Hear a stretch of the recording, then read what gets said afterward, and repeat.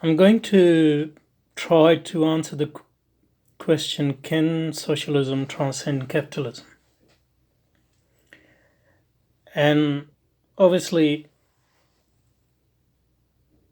this question is a complex question and it will require many attempts, but I'm going to give you briefly my answer and my reasons for my answers.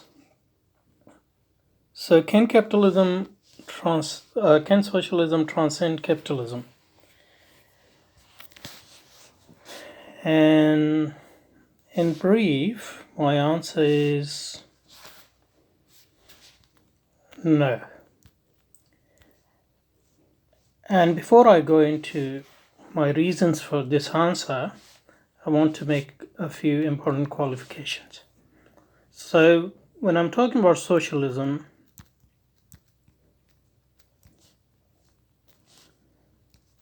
and capitalism,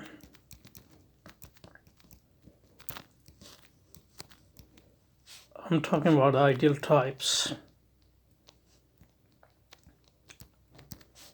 I'm not talking about something which actually exists in reality, because reality is more complex. In reality, but we construct these ideal types to understand reality, understand how we want to change reality, etc. That's the first qualification. The second qualification is by socialism,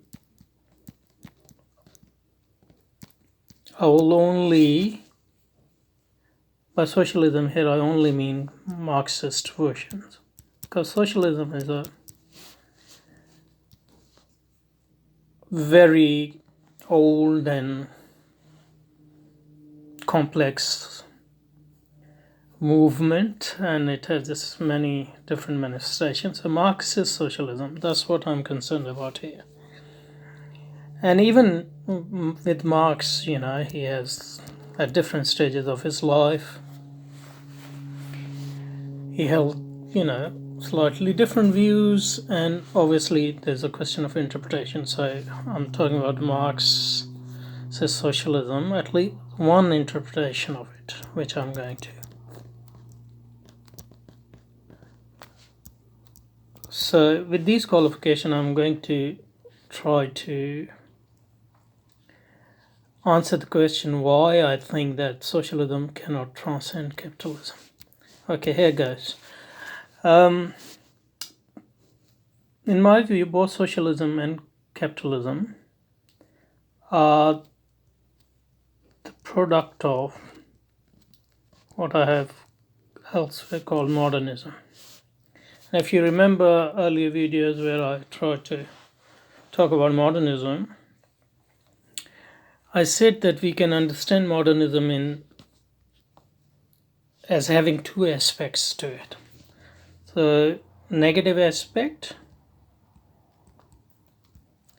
and positive aspect.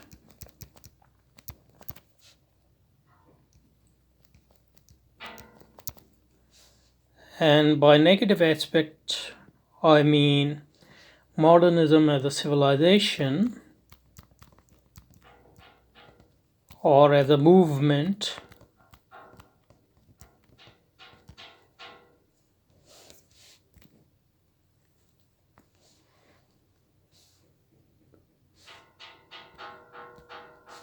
comes to replace modernism as a civilization or movement replaces something which existed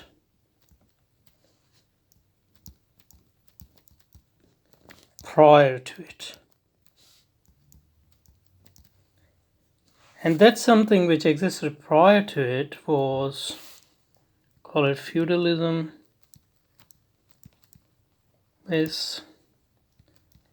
and Christian civilization. Not Christian religion, but Christian civilization, Christianity as a civilization. Because Christianity as a religion is obviously compatible with capitalism in principle, but Christianity as a civilization is not. So by modernism we mean a civilization or movement which replaces feudalism and Christianity in Europe and then around the world, different other types of social systems and religions and civilizations. So modernism's negative aspect can be understood as its rejection of and transcendence of feudalism and Christian civilization. Now, both capitalism and socialism agree on this. So, in that sense, they have similar roots. Both socialism and capitalism. So, socialism. So, Marx is very happy about capitalism destroying Christian civilization.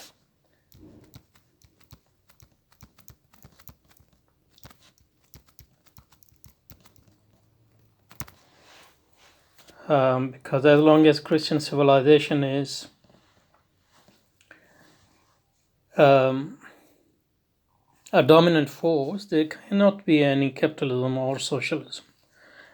And you can say the same of other civilizations, which are incompatible with capitalism and socialism. So, one reason why socialism cannot transcend capitalism is because it shares with capitalism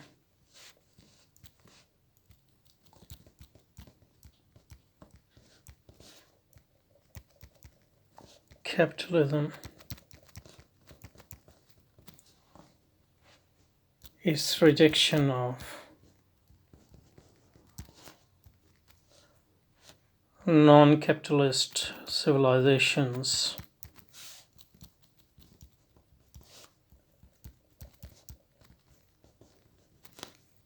like Christian civilization and other civilization. In fact, Marx is pretty clear about this, that without capitalism,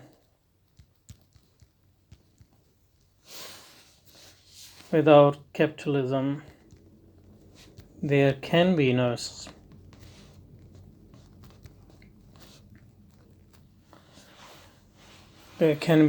socialism. So that's one reason, not sufficient reason, but a necessary reason on which my reasoning is based. Now, so modernism has two aspects, as I said, negative and positive. And negative aspect consists in rejection and transcendence of non-capitalist civilization like Christian civilization, and socialism and capitalism are both at one in rejection. So they are, they are in alliance in destroying non-capitalist civilizations. And because without that, they can't do what they want to do. And that brings us to positive aspect of modernism. So what should replace what has been destroyed? Capitalism, say obviously capitalism, and socialism, say socialism. But what does it mean in reality?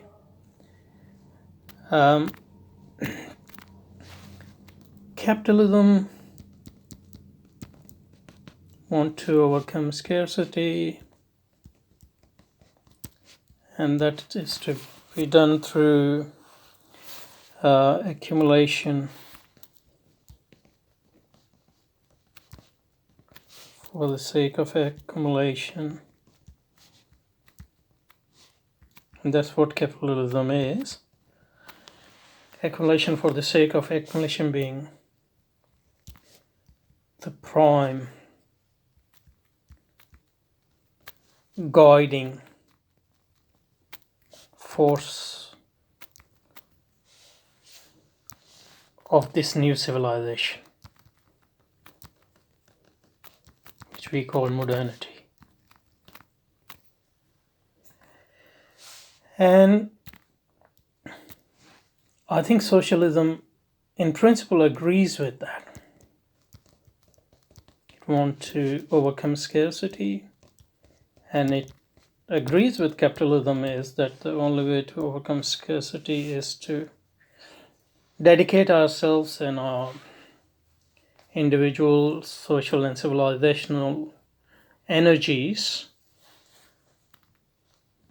in achieving that purpose, that is the purpose of accumulation,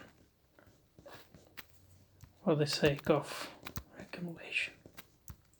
So where do they disagree? I think they disagree on how this accumulation is done, rationally,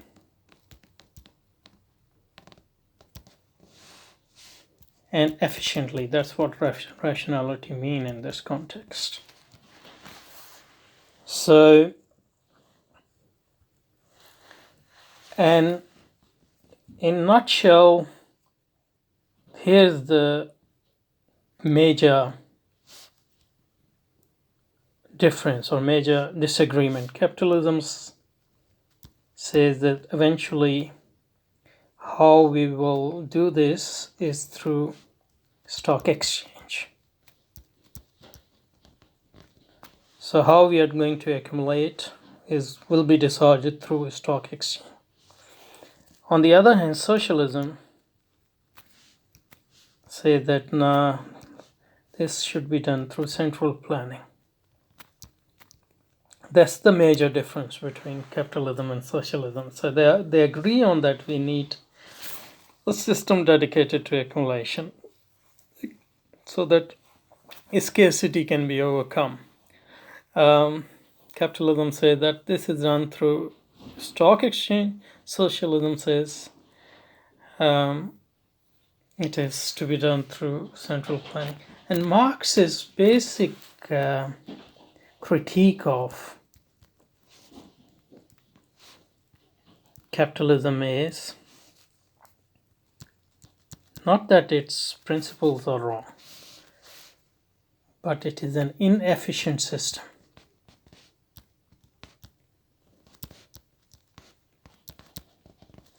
It is a system which is based on waste, basically, in the sense that when individual capitalists try to accumulate capital for their own interests and compete with each other,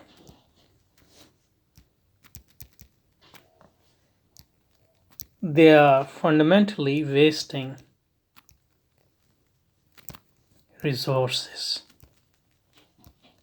and they are not able to accumulate in the general sense, which I call accumulation for the sake of accumulation.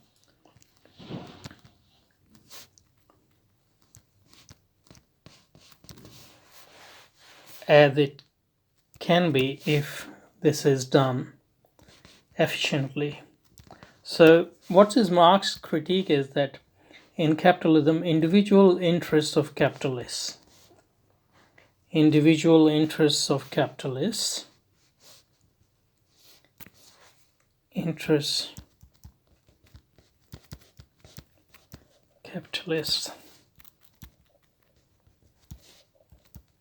trump over the general interests of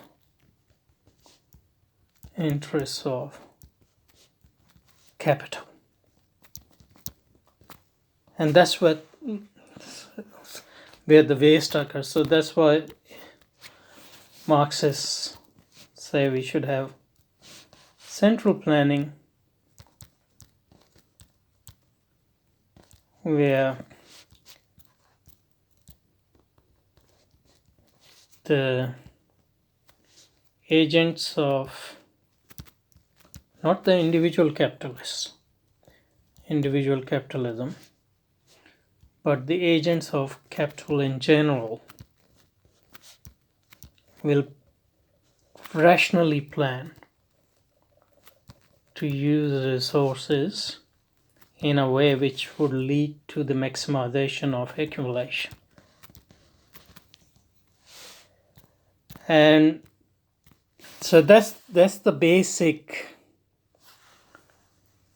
critique of Marx as far as capitalism is concerned. And there's no fundamental other difference. So if you look at the actual communist societies, and you look at three aspects: individual, social, and state level, we'll see that there's no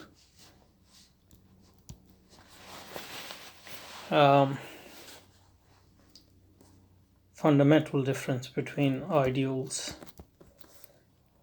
and individual type and social types which are built in these two societies. And therefore, when socialist societies like in Russia, Soviet Union, or in China to lesser extent, because China has saved itself by becoming socialist come capitalist. What happens is when people in those existing in socialist societies, they see that the real accumulation is occurring within capitalist societies rather than in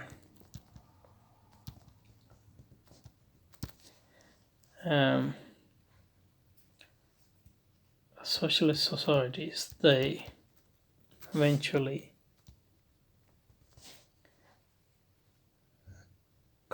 cut ties with